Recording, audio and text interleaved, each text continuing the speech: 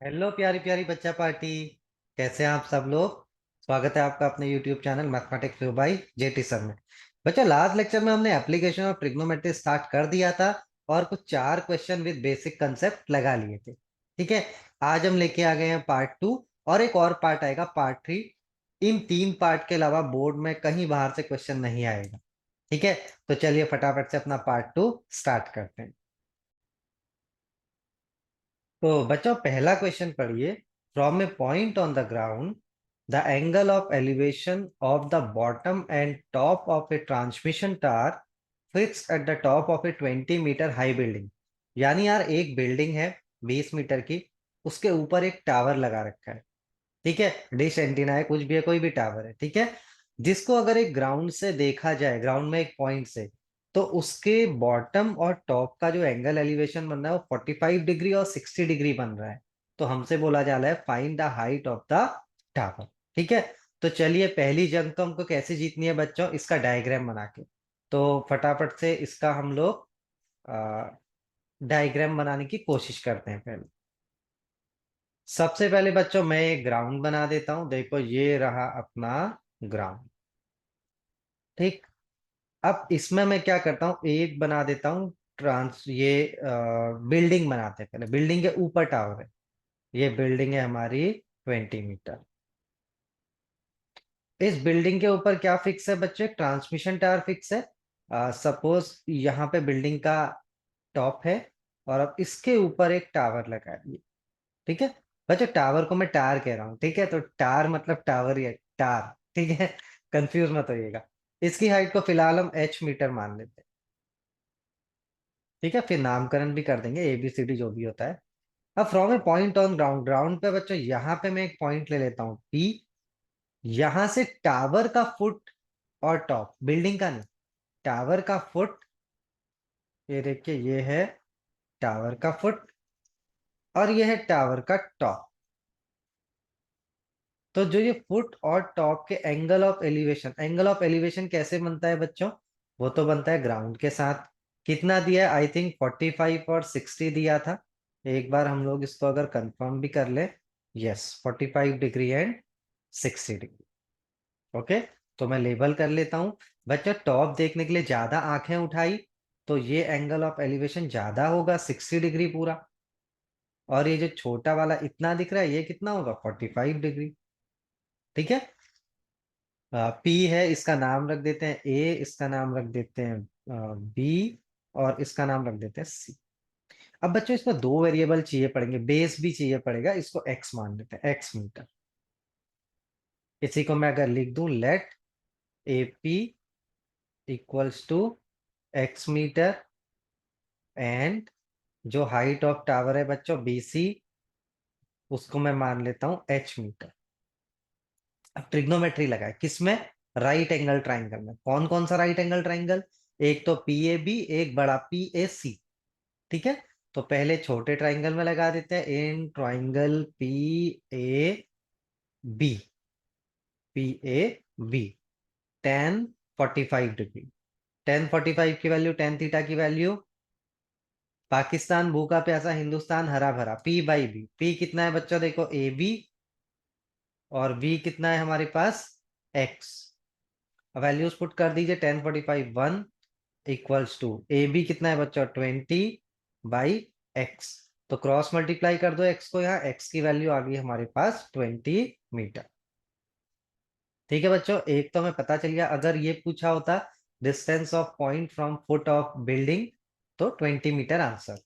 ठीक है। अब आगे बड़े ट्राइंगल में ट्रिग्नोमेट्री लगाइए, इन ट्राइंगल PAC।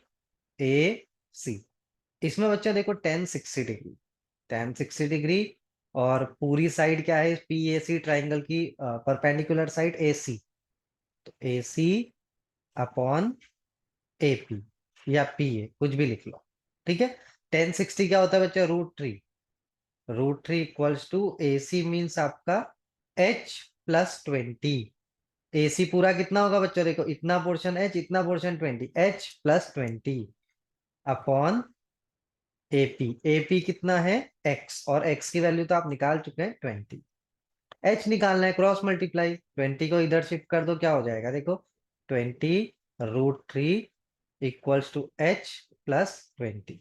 h निकालना है बच्चों, 20 को भी शिफ्ट कर दो, 20√3 माइनस 20 इक्वल्स टू h। एक आंसर ये है। और अच्छा आंसर क्या हो सकता है, देखो 20 कॉमन ले लेते हैं, क्या बचा √3 माइनस 1, ये भी एक बहुत अच्छा आंसर है। ठीक है, एक और बढ़िया आंसर हो सकता है, अगर √3 की वैल्यू रख दी जाए 1.73, कल याद कराई थी ना आपको लास्ट लेक्चर में, -1 मीटर, तो 1.73 -1 कितना हो जाएगा बच्चों, 20 इंटू 0.73। ठीक, और 20 से मल्टीप्लाई कैसे करूं, 10 से मल्टीप्लाई में एक डेसिमल पीछे हो गया, 2 से मल्टीप्लाई करेंगे 2 3 6 2 7 14, 14.6 मीटर। ठीक है बच्चों, ये आ गई अपनी इस टावर की हाइट 14.6 मीटर। यही आपसे पूछा गया है। अब चलिए फटाफट से नेक्स्ट क्वेश्चन देख लेते हैं। नेक्स्ट क्वेश्चन में क्या बोला जा रहा है, the angle of elevation of a top of a building from the foot of a tower is 30 degree and the angle of elevation of the top of a tower from the foot of the building is 60 degree. If the tower is 50 metre high, find the height of the building. अब देखो बच्चों, ये एक ऐसा question दिख रहा है मुझे जिसमें आपको दो चीजें दी है, एक टावर दिया है और एक बिल्डिंग दी है। ठीक है, तो चलिए फटाफट से इसका डायग्राम बनाने की कोशिश करते हैं। Angle of elevation of top of a building from the foot of a tower, एक टावर है, कुछ ऐसा बना दूं मैं टावर, ये मेरा टावर हो गया। ठीक है, टावर के फुट से बच्चों एक काम करते हैं ना, पहले ग्राउंड लेवल बनाते हैं, क्योंकि ग्राउंड लेवल बनेगा तो आपको सबसे पहले तो यार टावर या बिल्डिंग को किसी ग्राउंड पे खड़े होंगे ना, है ना। तो सबसे पहले हम थोड़ा सा सिंप्लीफिकेशन के लिए ऐसे एक ग्राउंड लेवल बनाते हैं। अब यहाँ पे एक मेरी अच्छी सी बिल्डिंग बना देते हैं ऐसे, और एक मेरा अच्छा सा टावर बना देते हैं। क्या ये दोनों बराबर होंगे, कौन बड़ा कौन छोटा, वो सब अभी क्वेश्चन पढ़ के हमें पता चल जाएगा।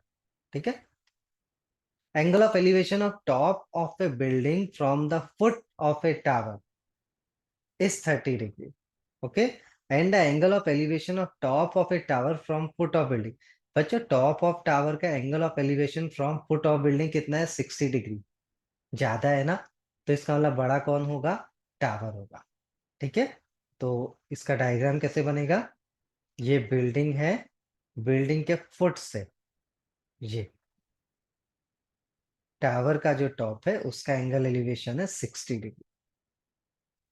ठीक, और जो टावर के फुट से बिल्डिंग का एंगल एलिवेशन है ये है बच्चों हमें 30 डिग्री दिया। ठीक है, ये मेरी बिल्डिंग है, बिल्डिंग को बी से डिनोट कर देते हैं और टावर को टी से। आप लिख भी सकते हैं, डैश करके लिख लीजिए बच्चों, ये हमारा है टावर और ये है हमारी बिल्डिंग। कौन ऊंचा कौन बड़ा समझ में आया ना। ठीक है, डायग्राम थोड़ा लॉजिकल भी तो होना चाहिए यार।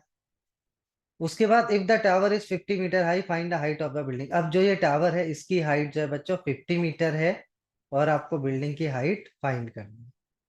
टावर की हाइट को 50 मीटर मैं लेबल कर देता हूँ, 50 मीटर, ये हो गया अपना 50 मीटर, और हमको फाइंड करना है हाइट ऑफ बिल्डिंग, जिसको मैं मान लेता हूँ h। ठीक, अब कौन कौन से ट्राइंगल में ट्रिग्नोमेट्री, बी टी इसको मान लेते हैं r, इसको मान लेते हैं s। तो पहले मैं यूज कर रहा हूं इन ट्राइंगल, कौन सा राइट ट्राइंगल है बच्चों, देखो R T B, R T B, छोटा सा अलग से निकाल लो, ये देखो ये आर टी बी, ये 90 डिग्री, और यहाँ पे जो एंगल दिया है बी वो दिया है 60 डिग्री, यूज कर लो टेन 60 डिग्री। टेन 60 डिग्री क्या होता है बच्चों, पी, पी अब मैं सीधे वैल्यू रख रहा हूं, मैं आर टी नहीं लिख रहा हूं। ठीक है, 50 अपॉन बेस, बच्चों इसको फिर से एक्स मान लेते हैं पिछले क्वेश्चन की तरह, एक्स। ठीक, 1060 की वैल्यू कितनी होती है, मैंने कल आपको याद कराया था, √3 equals to 50 upon x, cross multiply कर लो, एक्स की वैल्यू कितनी आ गई बच्चों, 50 अपॉन √3, और जरूरत पड़े तो रेशनलाइज कर देते हैं, √3 से ऐसे डिवाइड मल्टीप्लाई कर देते हैं, तो 50√3/3 देख लेते हैं रेशनलाइज फॉर्म यूज होगी या फिर नॉर्मल फॉर्म। ठीक है, अब दूसरा ट्राइंगल देखिए, इन ट्राइंगल, दूसरा ट्राइंगल क्या है बच्चों अपना, SBT। देखो दूसरा राइट एंगल ट्राइंगल है, मैं साइड में बना देता हूं ऐसे, SBT। बच्चों माफ कीजिएगा, बहुत अच्छी मेरी ड्राइंग नहीं बन रही है, ठीक है। और इसमें बच्चों टी एंगल कितना दिया है अपने को, 30 डिग्री। 10 30 का फॉर्मूला लगा दें, 10 30 degree perpendicular upon base. Perpendicular कितना है बच्चों, जो निकालना है हमको, H, और बेस कितना है, X। ओके, X को क्रॉस मल्टीप्लाई कर देते हैं, पहले 10 30 की वैल्यू भी रख सकते हैं आप लोग। 10 30 है 1/√3 इक्वल्स टू H/X। X को क्रॉस मल्टीप्लाई कर दो, H आ जाएगा आपका X/√3। ये आ गई हमारी H की वैल्यू। अब क्या करें बच्चों, अब हम रख देते हैं X की वैल्यू जो भी हमने सॉल्व की है। कौन सी वैल्यू रखें, ये वाली वैल्यू भी रख सकते हो, और जो बिना रेशनलाइज्ड वैल्यू है वो भी रख सकते हो, जो भी आपकी मर्जी। ठीक है, अब बच्चों रेशनलाइज कर ही दिया है तो वही वैल्यू रख देते हैं। X की वैल्यू है 50√3/3, और ये वाला जो √3 बच्चों नीचे वाले √3 के साथ रहेगा। ठीक है, यहाँ पे तो √3 कैंसिल, तो यही आपका आंसर आ गया, H = 50/3। अब इसको अगर आप डेसिमल में निकालेंगे तो 3 से कैंसिल कर दीजिए, 3 1 3, फिर 3 6 18, और 2 कैरी जाएगा तो 6 7 मीटर। तो यार देखो यहाँ से भी प्रूफ हो गया कि टावर की हाइट ज्यादा थी। टावर तो 50 मीटर है यार, बहुत बड़ा है, और बिल्डिंग सिर्फ कितनी है, 16.67 मीटर। तो बच्चों आई होप आपको ये क्वेश्चन समझ में आया होगा। चलिए अब फटाफट से अगला क्वेश्चन देखते हैं। अगला क्वेश्चन बच्चों, a TV tower stands vertically on a bank of a canal. Bank of a canal मतलब समझ लो कोई नदी है उसका किनारा, बैंक।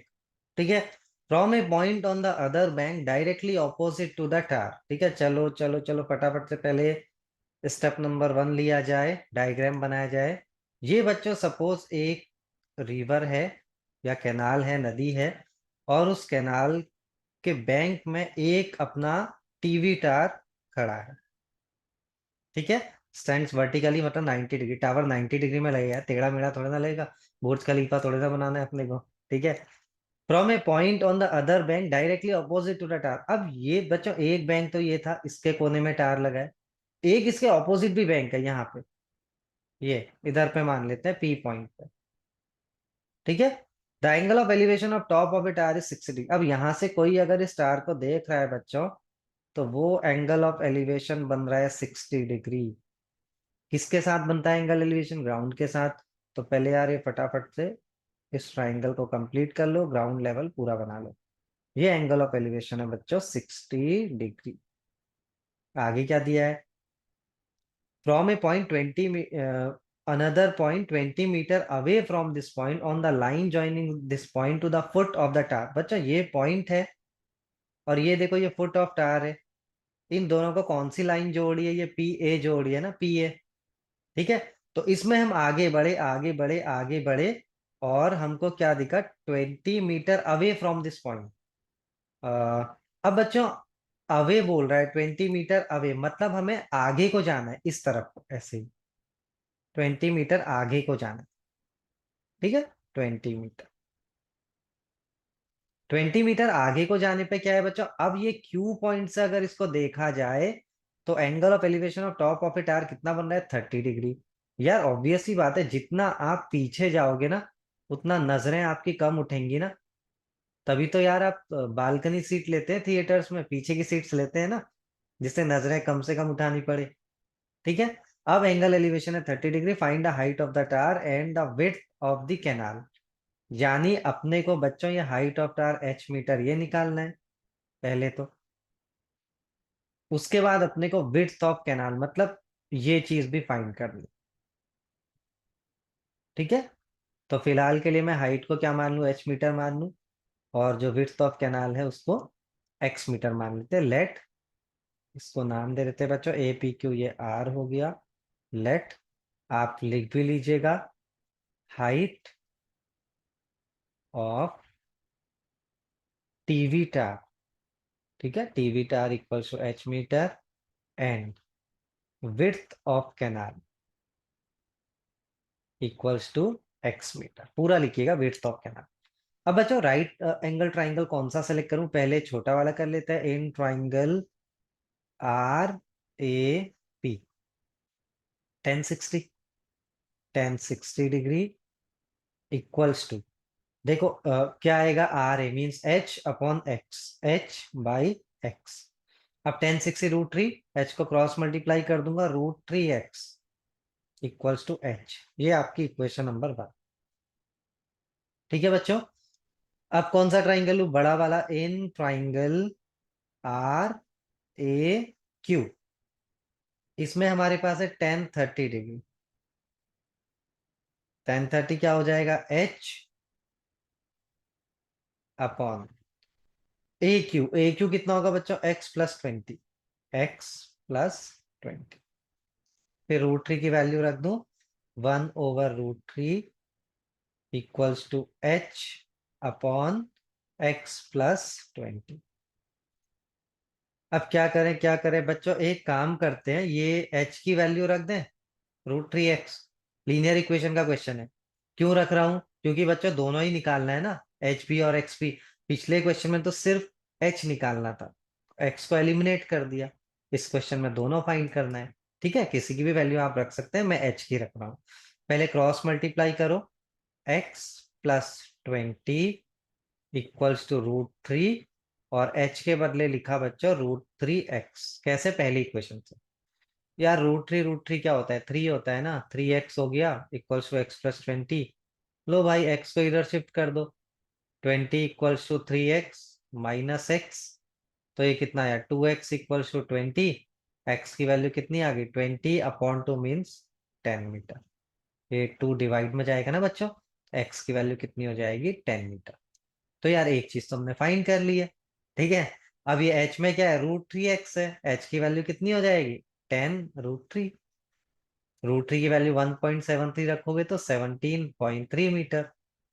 ठीक है, 10 इंटू 1.73 कितना होता है बच्चों, 17.3 मीटर।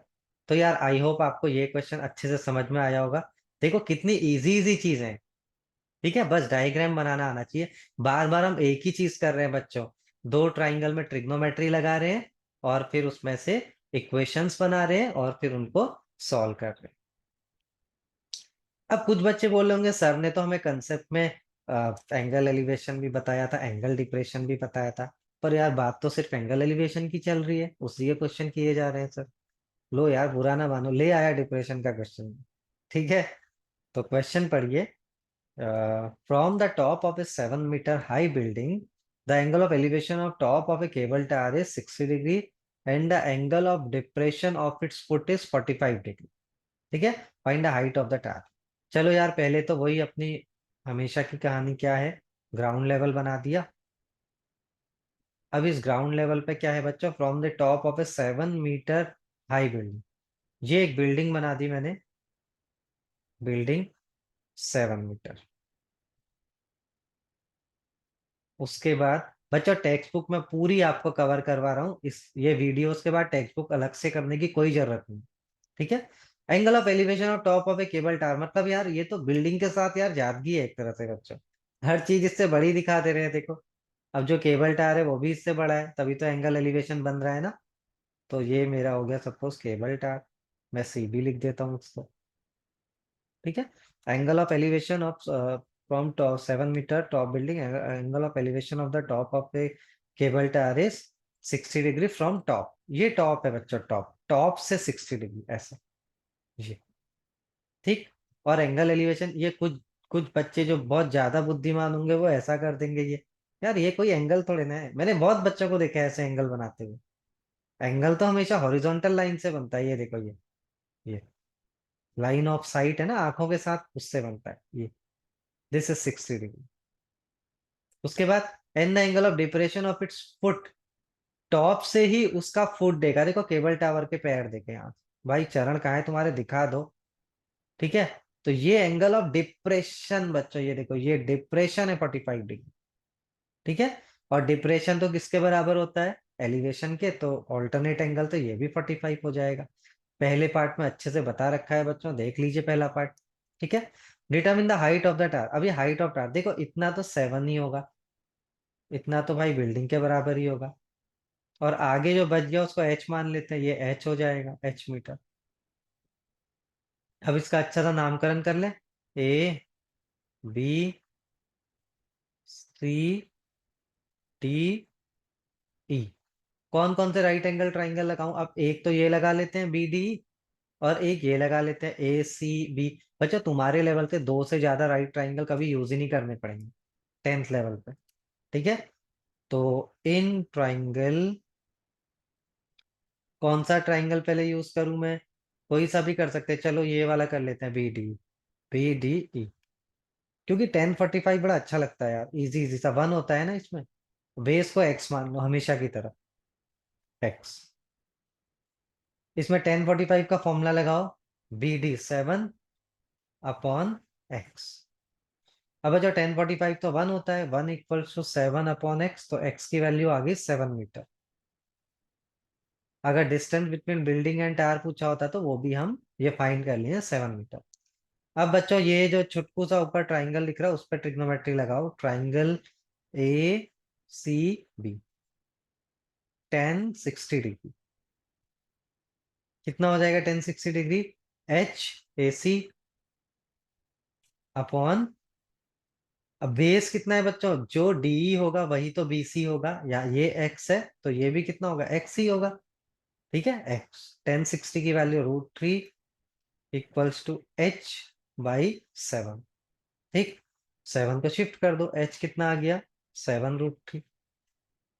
ठीक है, चाहिए तो √3 की वैल्यू भी रख दो, चलो रख देते हैं आपकी खुशी के लिए। 1.73 इंटू 7, मल्टीप्लाई कर दूं तो 7 3 21, 7 7 49, 51 हो जाएगा, 1 5 कैरी, 7 1 7 8 9 10 11 12, 12.11 मीटर।